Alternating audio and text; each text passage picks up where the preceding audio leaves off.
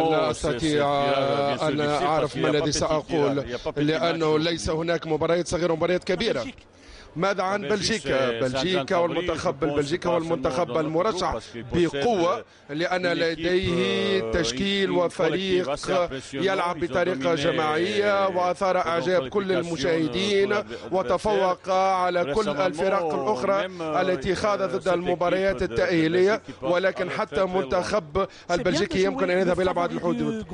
هل من الجيد أن تلعب ضد المنتخب المرشح في المباراة الأولى؟ سأقول لك الإجابة بعد المباراة. لا أستطيع أن أتنبأ بما سيحدث.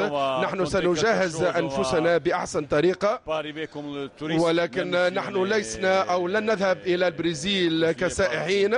نحن نذهب لكي نمثل البلد الذي أخذنا منه المنتخب على أحسن طريقة. وليس من الصدفة أن ترى بلجيكا تتصدر المجموعة أو رئيسة المجموعة وفي المستوى الأول، لأنهم يلعبون بالكرة وبدون كرة بطريقة جيدة. هل بإمكاننا أن نتفوق عليهم؟ لا أستطيع أن أجيب عن هذه الإجابة. أنت تعرف جيدا الفرق الأخرى، المنتخبات الأخرى.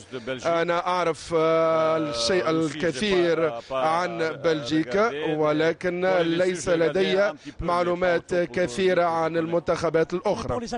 ولكن بالنسبة للجزائريين ستقول ما هي الرسالة التي توصلها إلى الجماهير الجزائرية؟ أولا لا يجب أن نفرح كثيرا، ولا يجب أن نتكلم كثيرا، ويجب أن نتجنب المزايدات اللفظية. نعم، أن تصل إلى البرازيل فأن لك الطموح المشروع. نعم، لدينا المشروعية في أن نحلم. شكرا.